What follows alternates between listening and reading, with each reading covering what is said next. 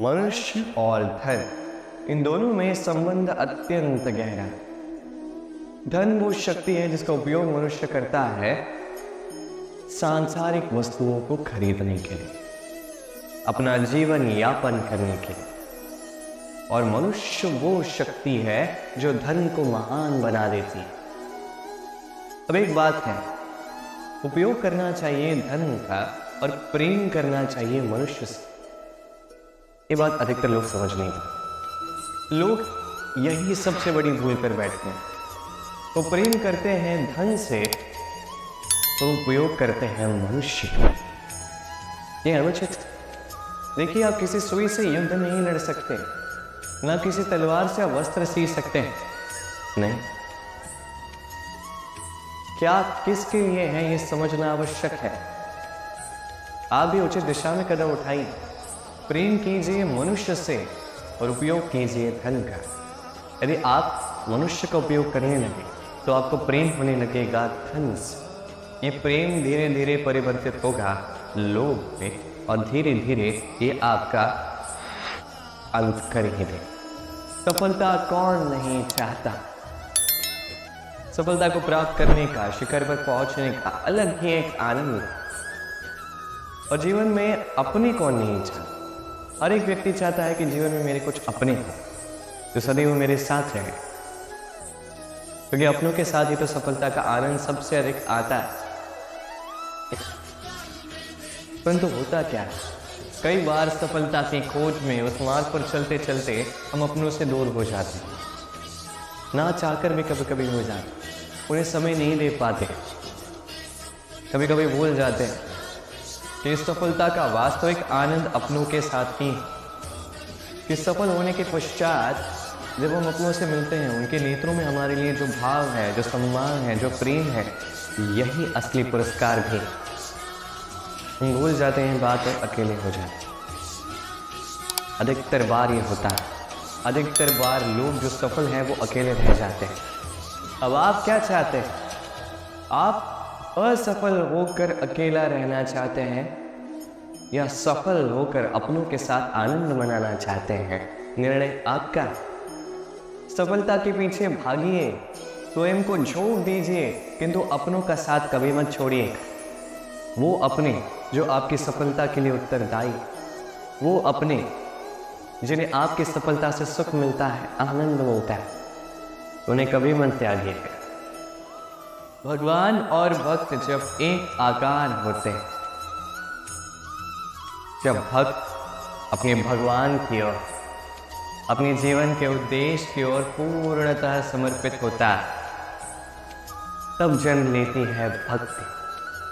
अब संसार में सारी आशाएं बने आपका साथ क्यों ना छोड़ दें, ये भक्ति आपके साथ रही।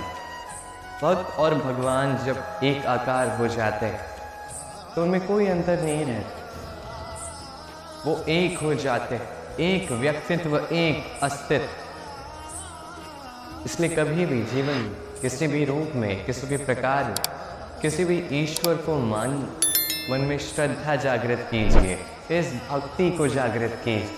संसार में भले ही सब कुछ आपको छोड़ के चला जाए, तब भी ये भक्ति केवल आपका उत्थान ही करे। तो मन में इस भक्ति को जगाइए। शब्द ही शून्य, शब्द ही आरंभ, शब्द ही अंत भी, शब्द ही अमर है, शब्द ही भ्रम भी। ये शब्द अत्यंत विशेष है। किसी रोते को हंसा देते हैं, किसी हंसते को रुला देते हैं, किसी के मन में ऊर्जा जागृत करते हैं, तो किसी के मन को कांटा बनकर चुभ जाते हैं। एक अत्यंत महत्वपूर्ण बात है जो समझना अत्यंत आवश्यक है। आपका मन, आपका हृदय कितना भी शुद्ध क्यों ना हो, कितना भी पवित्र क्यों ना हो, आपकी विचारधारा कितनी भी स्पष्ट क्यों ना हो, यदि आपकी वाणी पवित्र नहीं, यदि आपके शब्द शुद्ध नहीं, तो ये आपको आपके कर्म फल को भोगने पर विवश कर ही देते हैं। एक सरल सा उदाहरण देता हूं। आपके जीवन में कोई ऐसा होगा जो आपको नहीं भाता, जो कदाचित अधर्मी हो, जो कदाचित नीच बुद्धि वाला हो, परंतु उसे अपशब्द कह देने से उसमें परिवर्तन तो नहीं आता। उसकी मानसिकता तो नहीं बदलती, बस मन में प्रतिकार की भावना जागती है, द्वेष की भावना जागती है और कुछ नहीं। इसलिए इन शब्दों पर नियंत्रण रखिए, इस वाणी पर नियंत्रण रखिए। श्रेष्ठ से श्रेष्ठ व्यक्ति को भी सावधान रहना पड़ता है, क्योंकि यदि इन शब्दों का प्रयोग उचित ना हुआ तो आजीवन निशब्द होकर रह जाते हैं लोग। वरदान और श्राप, ये दोनों एक ही सिक्के के दो पहलू। ये वरदान हमें कई कारणों से मिलता है, कभी हमारे परिश्रम के कारण, कभी तपस्या के कारण, कभी हमारे पुरखों के परिश्रम और तपस्या के कारण।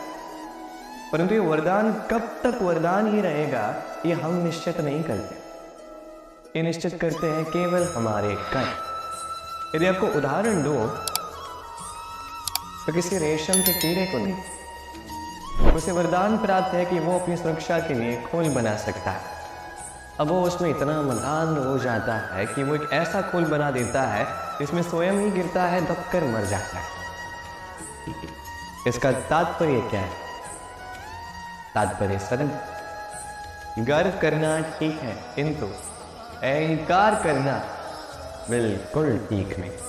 यदि अहंकार मन में प्रवेश कर गया तो इस वरदान को श्राप बनने में समय नहीं लगता।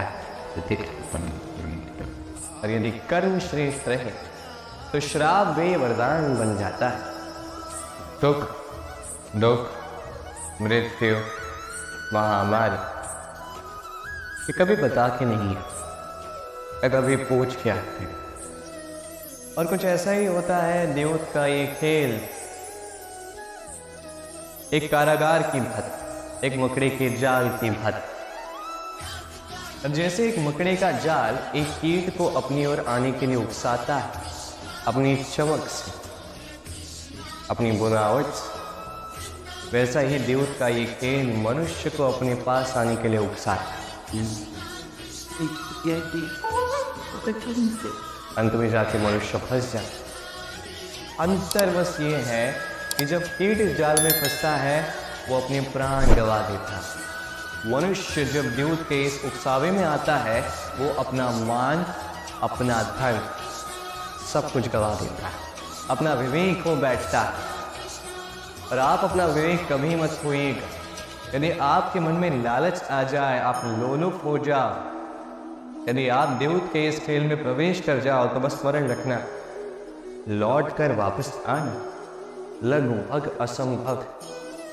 इस विवेक का साथ कभी नहीं छोड़ना, क्योंकि विनाश के आने का पहला संकेत ही विवेक का जाना। इस उकसावे में मत आए।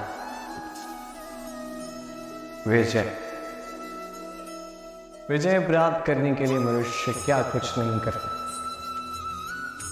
हर संभव प्रयास करता है, परंतु क्या अपनी विजय प्राप्त करने के लिए कुछ भी दांव पर लगा देना उचित है? कदापि नहीं। अपना खोया हुआ मान, खोई हुई संपत्ति, खोए हुए अधिकार पुनः प्राप्त करने का एक ही मार्ग है, और वो है पुरुषार्थ, जुआ नहीं। जो व्यक्ति स्वयं हरा हुआ है, अपनी जीत को प्राप्त करने के लिए किसी और को दांव पर कैसे लगा सकता है?